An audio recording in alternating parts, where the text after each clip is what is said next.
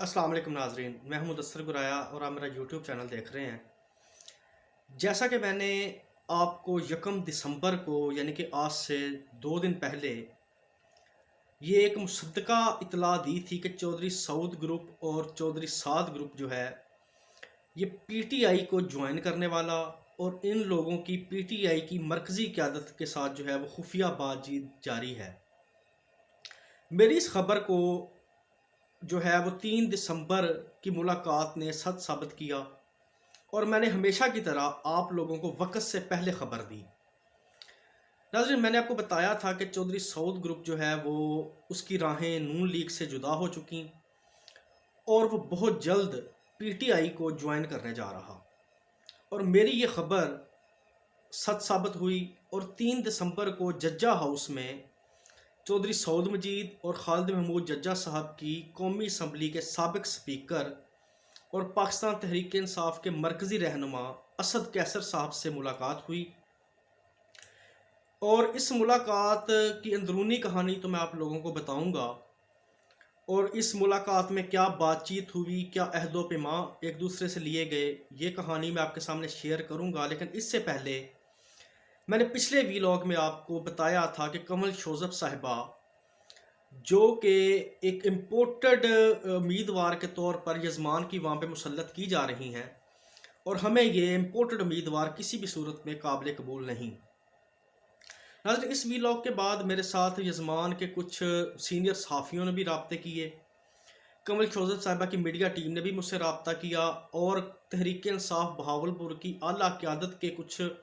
करीबी लोगों ने भी मेरे साथ रब्ता किया और मुझे मरकज़ी क़यादत की तरफ से ये पैगाम, पीटीआई की मरकज़ी क़यादत की तरफ से ये पैगाम पहुँचाया कि वो लोग आपसे मुलाकात के ख्वाह हैं और आपसे मिलना चाहते हैं। लेकिन मैंने उनको कैटागोरिकली, मैंने बिल्कुल जो है 100% मैंने श्योर किया कि मैं इस किसी भी मुलाकात नहीं करूँगा किसी से भी और ना मैं किसी के साथ कोई डायलॉग करूँगा, क्योंकि मेरा ये बिल्कुल शेवा नहीं, ना मैं किसी के पेरोल पे काम कर रहा हूँ और ना मैं कोई लिफाफा जर्नलिज्म पे यकीन रखता। मैंने अपनी यजमान की आवाम से वादा किया हुआ कि मैं हक और सच की आवाज़ सबके सामने रखूँगा, चाहे वो कोई भी हो, पीटीआई की मरकज़ी क़यादत हो, नून लीग हो या फिर चीमा ग्रुप हो। मेरी किसी के साथ कोई, किसी से ना कोई लालच है और ना मैंने किसी से कोई अपना काम करवाना। मेरा काम अपनी यजमान की आवाम के सामने हक और सच की आवाज़ रखना है और जो मेरी यजमान की आवाम जिसको आज से पहले इन अंदर की बातों का नहीं पता था, मेरा मकसद वो बातें यजमान की आवाम तक पहुंचाना है और मैं हमेशा हक और सच की बात यजमान की आवाम तक पहुंचाता रहूँगा। इसलिए मेरा उन लोगों को पैगाम है जो लोग मुझसे रब्ता कर रहे कि भाई कोई फ़ायदा नहीं, मेरे साथ रब्ता करने का कोई फ़ायदा नहीं, ना मैं किसी के साथ मुलाकात करूँगा और ना मैं हक और सच की आवाज़ बुलंद करने से बाज आऊँगा। ये तो हो गया जिन लोगों के लिए पैगाम। अब आ जाते हैं उस मुलाकात पे जो चौधरी सऊद मजीद और जज्जा ग्रुप की जज्जा हाउस में असद कैसर साहब के साथ हुई। मेरी मुसद्दका इत्तला के मुताबिक मेरी उनमें से कुछ लोगों से भी बात हुई जो उस मुलाकात में मौजूद थे और मेरे कुछ अंदरूनी ज़राए भी हैं।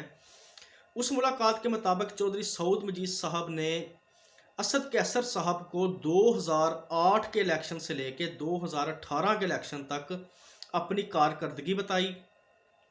और उनको अपनी प्रोग्रेस के बारे में बताया, जज्जा साहब ने भी और चौधरी सऊद मजीद साहब ने भी।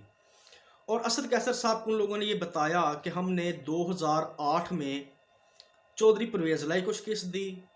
और 2013 के इलेक्शन और 2018 का बिलखसूस उन्होंने, चौधरी सऊद मजीद का ये कहना था कि 2018 के इलेक्शन में मुझे धांधली करके हरवाया गया और तारिक बशीर चीमा साहब को धांधली के ज़रिए जो है वो कामयाब उम्मीदवार करार दिया गया। नाज़रीन, मैं आपको यहाँ पर ये बताता चलूँ कि इमरान खान जो कि तहरीक इंसाफ के चेयरमैन हैं, उन्होंने अपने पार्टी के 2-3 मरकज़ी कायदीन को हल्का NA 165 की जो है वो विज़िट करने के अहकामात दिए थे और NA 165 की क़यादत के साथ मुलाकात की जो टास्क है वो इमरान खान साहब ने असद कैसर को, अली मोहम्मद ख़ान और शाह महमूद कुरैशी, इन 3 लोगों को इमरान खान साहब ने ये टास्क दिया था, क्योंकि इमरान खान साहब हल्का एन 165 में तारक चीमा साहब की वजह से काफ़ी दिलचस्पी ले रहे, और उनकी बहुत दिलचस्पी है हल्का एन 165 की सियासत में। और कुछ लोग तो ये भी कह रहे हैं कि इमरान खान साहब खुद एन 165 में MNA का इलेक्शन लड़ना चाहते, लेकिन मैं आपको अंदर की खबर दे रहा, इमरान खान साहब बिल्कुल, उनका कोई इरादा नहीं यजमान के हल्के से खुद इलेक्शन लड़ने का, और इंशाल्लाह वो कोई तगड़ा उम्मीदवार जो है वो एन 165 से मैदान में उतारेंगे। और वो उनका उनका जो मेन हदफ तारक चीमा साहब हैं कि उनको किसी तरीके जो है वो शिकस्त देनी। अब नाज़रीन, मुलाकात का जो अंदर की कहानी है उसके मुताबिक असद कैसर साहब ने चौधरी सऊद ग्रुप को ये कहा कि मैं इंशाल्लाह आप लोगों की पॉइंट ऑफ व्यू या आप लोगों का जो राय है वो मैं चेयरमैन तहरीक इंसाफ इमरान खान साहब तक पहुंचाऊंगा, और हतमी फ़ैसला जो है वो उन्हीं का होगा। नाज़रीन, इस मुलाकात से पाकिस्तान तहरीक इंसाफ ज़िला बहावलपुर की क़यादत जो है उसके भी कान खड़े हुए हैं, और साफ ज़ाहिर है जी, कोई माने या ना माने, पाकिस्तान में यजमान में चौधरी सऊद मजीद ग्रुप एक तगड़े ग्रुप के तौर पर मौजूद है, और उन्होंने बहुत दफ़ा तारक चीमा ग्रुप को टफ टाइम भी दिया है, और खालिद महमूद जज्जा साहब भी MPA PP 47 से मुंतखब हो चुके, और चौधरी सऊद मजीद साहब भी पिछले इलेक्शन में बहुत कम मार्जिन से हारे थे, और साद मसूद साहब भी हल्के में अच्छा वर्क उनका चल रहा और अच्छा वर्क कर रहे। अब नाज़रीन, एक और ख़बर जो मैं आपको देता चलूँ, चौधरी इफ्तिखार चीमा साहब से डॉक्टर मोहम्मद अफजल साहब की मुलाकात हुई है, और इस मुलाकात में यजमान की सियासी और मजमूई सूरत हाल पर तबादला ख्याल किया दोनों रहनुमाओं ने, और मैं खसूसी तौर पर चौधरी इफ्तिखार चीमा साहब को मुबारकबाद देना चाहूँगा कि उन्होंने बहुत जल्द यजमान की सियासत में एक अपना नाम पैदा किया है, और उन्होंने बहुत जल्द तरक्की की वो मनाज़िल तय की हैं जो मेरे ख्याल में किसी सियासतदान का एक ख्वाब हो सकता, और उन्होंने तहरीक इंसाफ में एक अच्छा हुदा भी हासिल किया, और उनकी तहरीक इंसाफ की आला क़यादत के साथ भी राब्ता मौजूद है, और अब वो लोग भी चौधरी इफ्तिखार चीमा साहब की बारगाह में हाज़री देने को अपने लिए एजाज़ का बायस समझ रहे, जो कल तक इफ्तिखार चीमा साहब के सख्त मुखालिफ समझे जाते थे, और लिहाजा इफ्तिखार चीमा साहब जो हैं वो यजमान की सियासत में एक ताज़ा हवा का झोंका साबित हुए हैं, और उनका अपने वर्कर्स के साथ रवैया, उनका अपनी आवाम के साथ रवैया मेरे ख्याल में काफ़ी सियासतदानों की निस्बत अभी तक तो बहुत बेहतर है, और अगर वो MPA या MNA के उम्मीदवार से इलेक्शन लड़ के MPA बनते हैं या MNA की सीट पे वो कामयाब होते हैं, तो उसके बाद उनका रवैया अपनी आवाम के साथ कैसा रहेगा ये भी हम आपके सामने गोश गुजार करते रहेंगे। देखने की बात यह है कि MPA या MNA बनने के बाद इफ्तिखार चीमा साहब का रवैया अपने वर्कर्स के साथ ऐसा ही रहता है, या उनमें भी तारक चीमा जैसी फ़रौनियत आ जाती। लेकिन मेरे ख्याल में चौधरी इफ्तिखार चीमा साहब जो हैं वो यजमान के हल्के के लिए एक बेहतरीन उम्मीदवार साबित हो सकते, और अगर ये चौधरी सऊद मजीद ग्रुप PTI को ज्वाइन करता है, और सऊद मजीद साहब PTI की टिकट से MNA का इलेक्शन लड़ते हैं, और खालिद महमूद जज्जा साहब PP 47 से MPA का इलेक्शन अगर लड़ते हैं, मैं ये अगर कह रहा, कोई हतमी बात नहीं है ये, तो फिर लाजमी तौर पर हमें PP 48 में, PP 248 में फिर चाचे भतीजे वाली बात नहीं चलनी। ये PTI है भाई, इसमें मरूसियत बिल्कुल, हमने मरूसियत का नतीजा देख लिया शाह महमूद कुरैशी के हलके में, जहां उनकी बेटी ने इलेक्शन लड़ा और शिकस्त फाश खाई। इसलिए मरूसियत नहीं चलेगी। हमें फिर चौधरी साद, अगर सऊद मजीद साहब MNA के पे लड़ते हैं PTI की टिकट से, तो फिर साद हमें नीचे MPA नहीं चाहिए, हमें चाहिए चौधरी इफ्तिखार चीमा साहब MPA की सीट पे PP 48 से। और अगर चौधरी सऊद ग्रुप PTI को ज्वाइन नहीं करता या इलेक्शन के नज़दीक जाके कुछ सिनेरियो तब्दील होता है, तो इफ्तिखार चीमा साहब MNA के लिए भी बेहतरीन उम्मीदवार साबित हो सकते हैं। लिहाजा हम जो हैं, मैं आपको इसके अलावा भी तारक बशीर चीमा ग्रुप के बारे में भी मैं आपको बताऊंगा। और इसके अलावा मैं आपको ये भी बताता चलूं, और जहां तक बात रह गई चौधरी सऊद ग्रुप की, अगर चौधरी सऊद ग्रुप जो है वो पीटीआई को ज्वाइन करता है तो मेरे ख्याल में चौधरी सऊद ग्रुप के पास पीटीआई भावलपुर का कोई अहम ओहदा भी उनको मिल सकता, और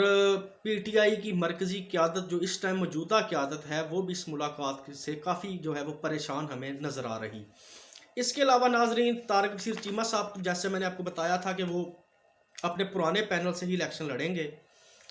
और डॉक्टर अफजल साहब और एहसानुल हक यानी में से कोई एक आध उम्मीदवार ऊपर नीचे हो सकता। और अगर वो नून लीग की तरफ से भी इलेक्शन लड़ते हैं, जैसा कि 100% ये श्योर है कि वो मे बी कि वो नून लीग के टिकट से इलेक्शन लड़े, तब भी डॉक्टर अफजल साहब और एहसानुल हक चौधरी साहब जो हैं वो उन्हीं के साथ जाएंगे। और नाजरीन, मैं आप यजमान की आवाम से बाकायदा तौर पर एक रिक्वेस्ट करना चाहूँगा कि वो एक सोशल मीडिया पे ट्रेंड चलाएं कि हमें इम्पोर्टेड उम्मीदवार यजमान में पीटीआई का नहीं चाहिए। आप लोग फेसबुक पे अपना हिस्सा डाल सकते, ट्विटर पे, फेसबुक पे, सोशल मीडिया पे आप लोग इस चीज़ की आवाज़ उठाएं कि हमें यजमान में इम्पोर्टेड वज़ीर आज़म, वो मैं शहबाज शरीफ साहब इम्पोर्टेड वज़ीर आज़म है तो इम्पोर्टेड वज़ीर आज़म मुँह से निकल जाता। हमें इम्पोर्टेड उम्मीदवार यजमान से नहीं चाहिए, हमें मुकामी उम्मीदवार यजमान से चाहिए, क्योंकि हम यजमान की आवाम कहाँ जाके कहीं और जाके ये इम्पोर्टेड उम्मीदवार वोट लेके कहीं और जाके बैठ जाए, हम कहाँ ढूंढते फिरेंगे उसे। लिहाजा अब यजमान की आवाम बाशऊर हो चुकी, और इंशाअल्लाह हम लोग ट्रेंड चलाएंगे, और हम उम्मीद करते हैं कि इमरान खान साहब तक हमारी ये आवाज़ पहुँचेगी, क्योंकि खान साहब जो है वो सोशल मीडिया पे बहुत ज़्यादा खुद भी एक्टिव हैं और वो सोशल मीडिया को देखते भी हैं। लिहाजा हमारी आवाज़ इंशाअल्लाह इमरान खान साहब जो कि पाकिस्तान तहरीक-ए-इंसाफ के चेयरमैन हैं, हमारी आवाज़ उन तक पहुँचेगी, और हम इंशाअल्लाह अपनी आवाज़ उन तक पहुँचाएँगे। और पीटीआई को चाहिए कि वो इस बार अच्छे उम्मीदवारों के साथ, एक अच्छे पैनल के साथ मैदान में उतरे, और हमें चौधरी इफ्तिखार चीमा साहब जैसी क़यादत जो कि हमारी मुकामी क़यादत है, और हमा वक्त जो क़यादत अवाम में मौजूद रहे, अवाम के दुख दर्द में शरीक हो, जैसा कि चौधरी सऊद मजीद साहब और साद मसूद साहब हैं, वो अवाम के दुख दर्द में भी शरीक होते। और चीमा साहब तो खैर जब से ये बने थे, अपना वफाकी वज़ीर बने, इनके इस्लामाबाद में डेरे थे, और जैसे जैसे इलेक्शन करीब आ रहे हैं इनके गर्दन से भी सरिया निकल रहा है, और अब ये भी इन्होंने भी मुलाकातें वगैरह और हल्के में टाइम देना शुरू कर दिया है। तो नाज़रीन, इंशाअल्लाह मैंने हल्के की आपको सूरत हाल के बारे में आपको आगाह किया। आप लोगों से हमेशा की तरह वही दरख्वास्त कि मेरे चैनल को सब्सक्राइब करें, और मेरी वीडियोस को ज़्यादा से ज़्यादा शेयर करें, और अपने कमेंट सेक्शन में अपनी राय से मुझे ज़रूर आगाह करते रहिए। इंशाअल्लाह हम किसी अगले वीलॉग में मैं आपके सामने हाज़िर होऊंगा, और हम यजमान की सियासत के बारे में भी मैं आप लोगों को बताता रहूँगा, और इंशाअल्लाह मुसद्दक़ा इतला दूँगा। मेरी कोई ख़बर झूठी साबित नहीं होगी कभी भी। 100% श्योर ख़बर आपको इस चैनल पे देखने को मिलेगी, और इंशाअल्लाह हम पाकिस्तान की कौमी सियासत के बारे में भी आपसे मैं गाहे बगाहे बात करता रहूँगा। अब तक के लिए इतने नाज़रीन, अपना ख्याल रखिएगा, और अपने इस चैनल का भी। अल्लाह हाफिज़।